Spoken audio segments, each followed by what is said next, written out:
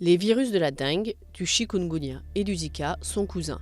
Ils sont véhiculés par les mêmes moustiques Aedes, Aedes aegypti et le moustique tigre, Aedes albopictus. Aedes aegypti est présent principalement en région tropicale, alors qu'Aedes albopictus est implanté en zone tropicale et tempérée, envahissant de plus en plus les Amériques et l'Europe. Les trois maladies peuvent présenter des symptômes très proches, fièvre, maux de tête, courbatures, comme dans un état grippal. Le chikungunya déclenche plutôt de fortes douleurs articulaires souvent invalidantes, mais qui disparaissent généralement au bout de quelques jours ou semaines. Moins répandu et jusqu'ici moins étudié, le Zika passe souvent inaperçu.